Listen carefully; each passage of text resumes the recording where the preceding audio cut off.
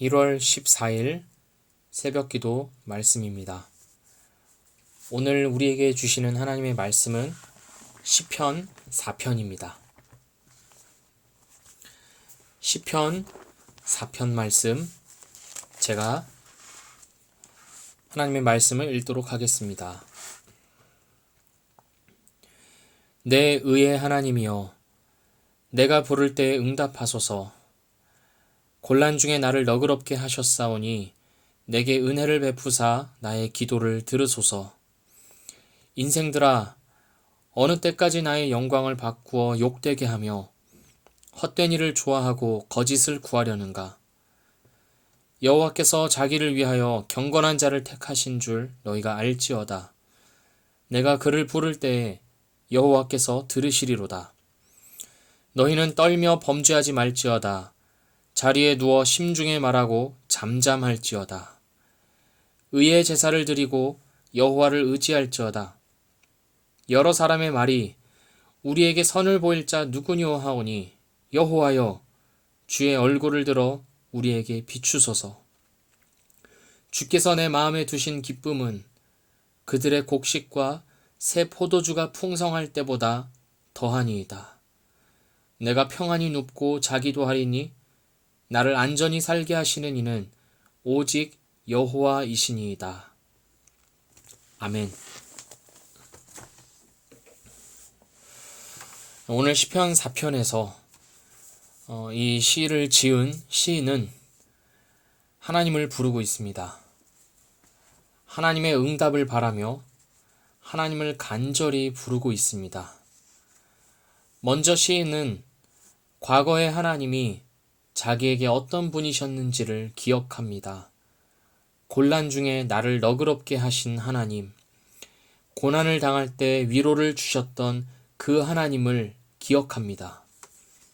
그리고 그 하나님을 다시 한번 부르며 자신의 기도를 들어달라고 요구하고 있습니다. 이 시인의 기도 제목은 무엇이었을까요? 2절에 등장하는 인생들입니다. 사람들이었습니다.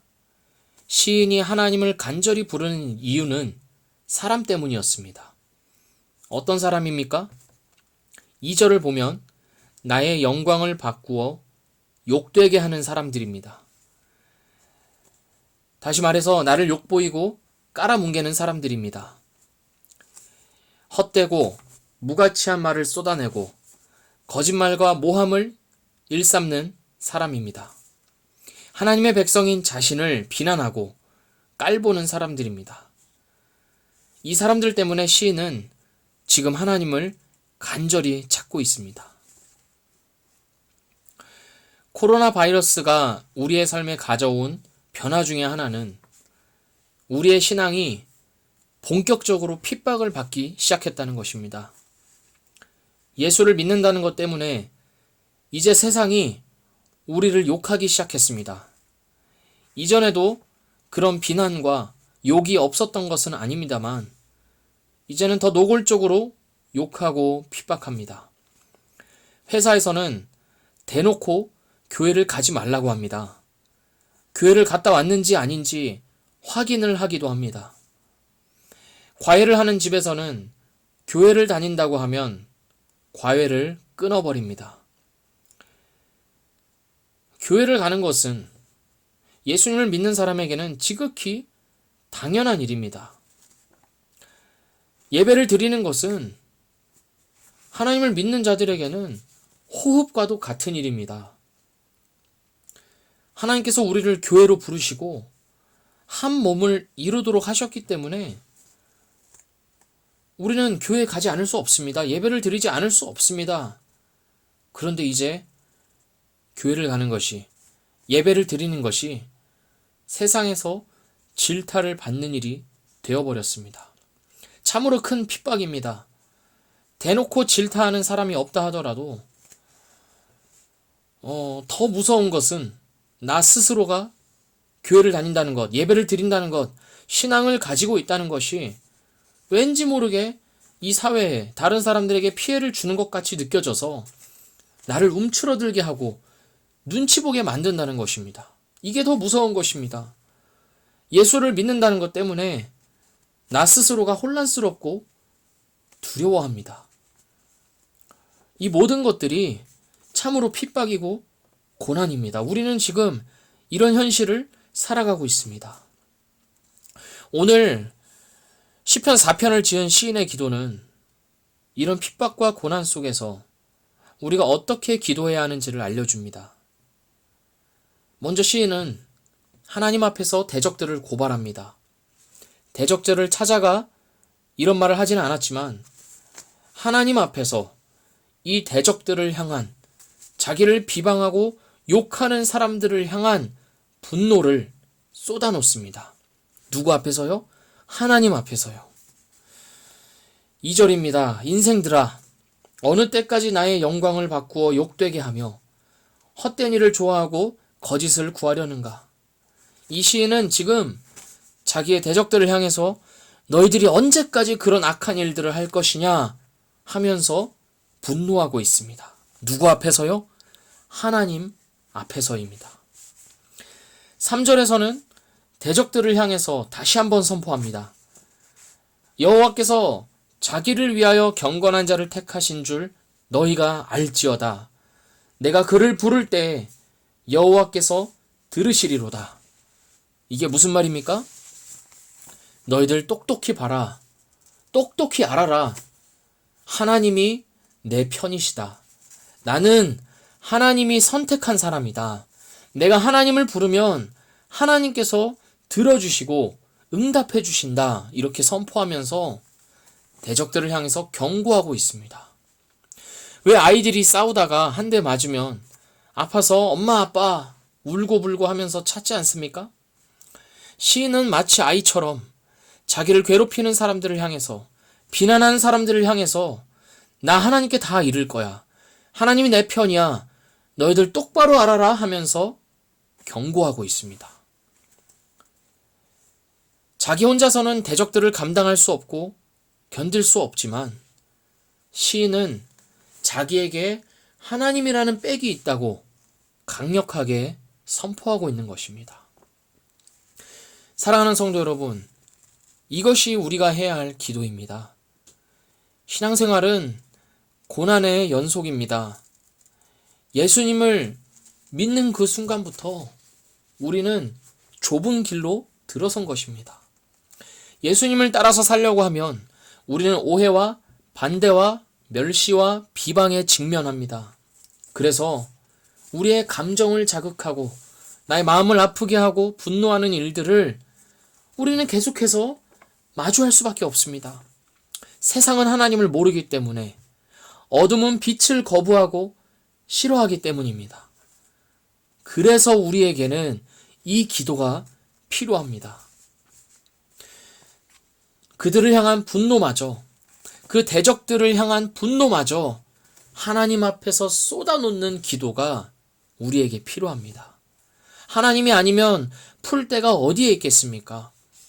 그리고 하나님이 아니면 누가 나의 마음속 이야기를 하나하나 세밀하게 다 들어주겠습니까?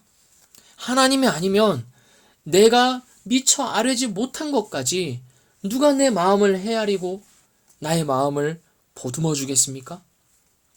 하나님은 나의 상처와 아픔, 그리고 분노마저도 다 들어주시는 분입니다.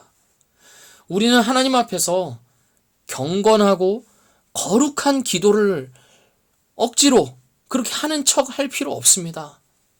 나의 있는 모습 그대로, 내가 가지고 있는 마음 그대로 생날 것으로 하나님 앞에 쏟아놓는 것이 우리가 하나님의 자녀로서 누릴 수 있는 가장 큰 특권입니다.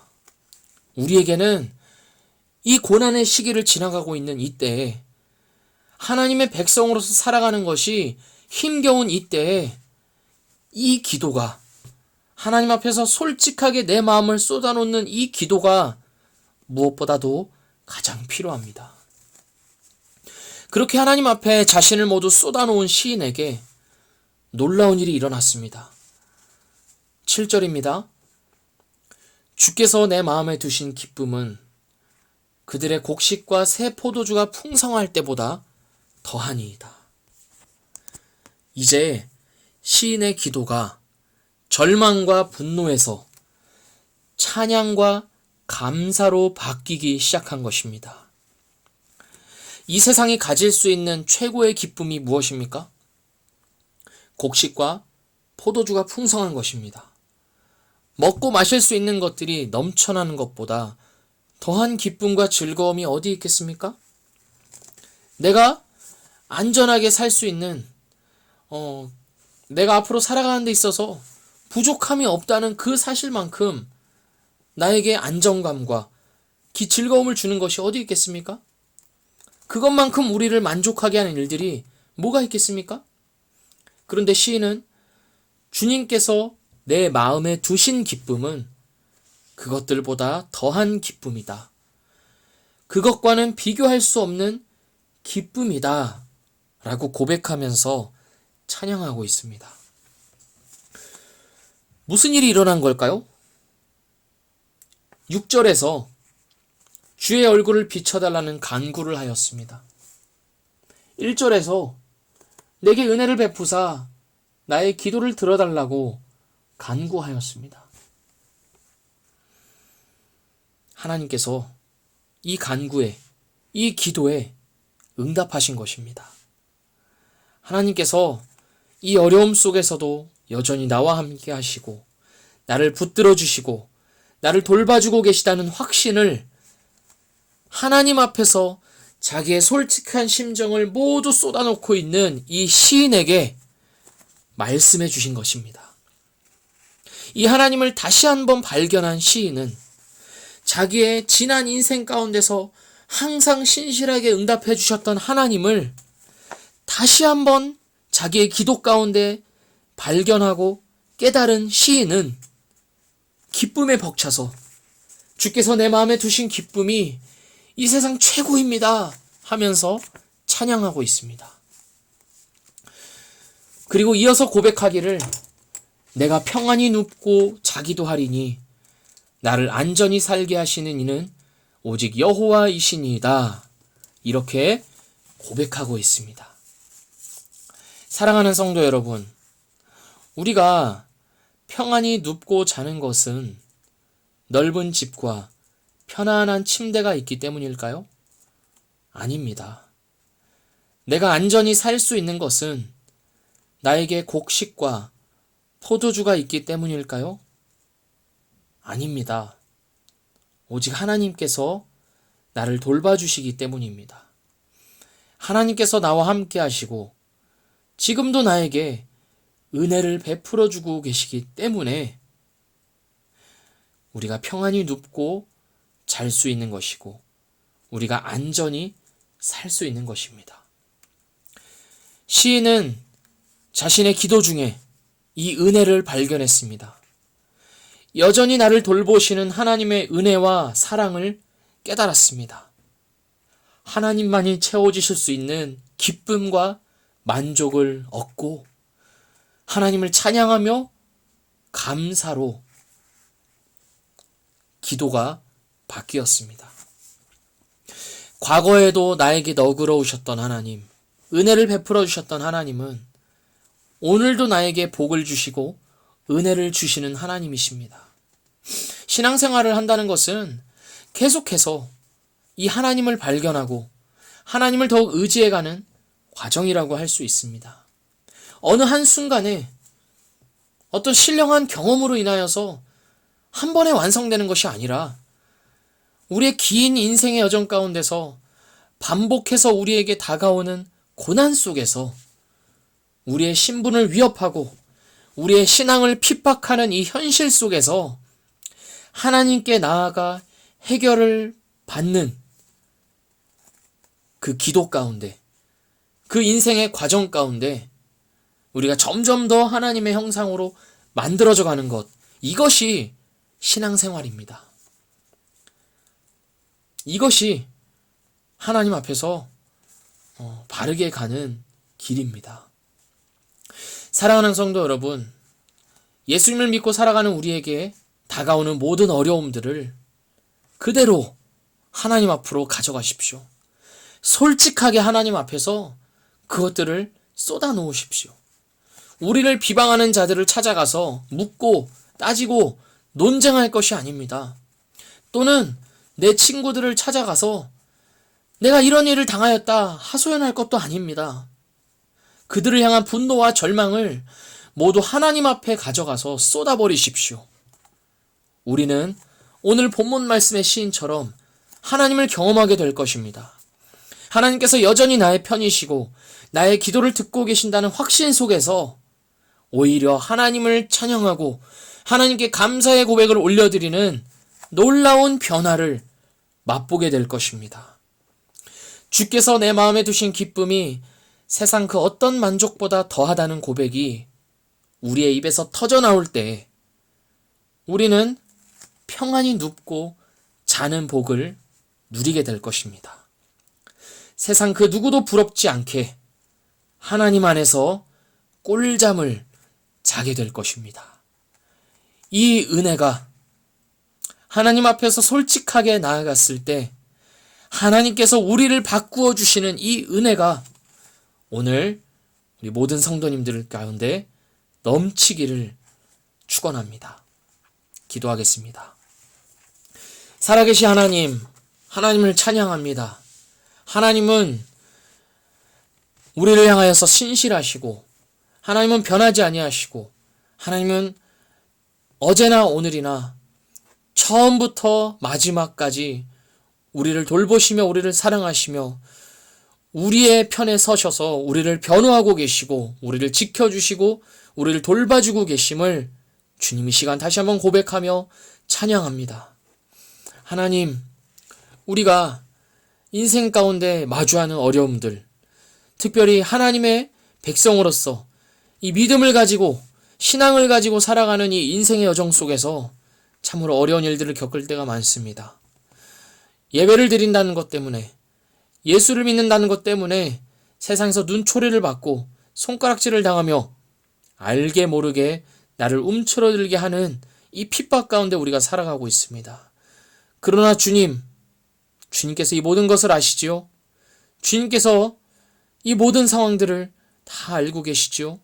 하나님, 오늘부터 우리가 하나님 앞에 우리의 울분과 우리의 억울함과 우리의 분노와 절망을 하나님 앞에서 모두 해결받기를 원합니다.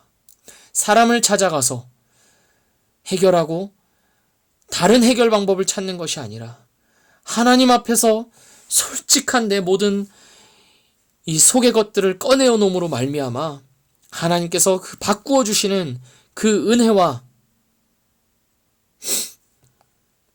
그 변화를 우리가 맛보아 알기를 원합니다. 주께서 내 마음에 주시는 그 기쁨을, 주님만이 주실 수 있는 그 기쁨을 우리가 기도 가운데 하나님 앞에서 누리기를 원합니다. 주님, 우리에게 은혜 더하여 주시옵소서. 주님을 붙들고 나아가는 우리 모두에게 주님 응답하여 주시고 말씀하여 주시고 우리의 마음을 주의 은혜로 바꾸어 주시옵소서. 그렇게 인도하여 주실 주님께 감사하며 우리를 그렇게 영원토록 인도해 주실 것을 믿고 감사드리며 예수님의 이름으로 기도합니다. 아멘.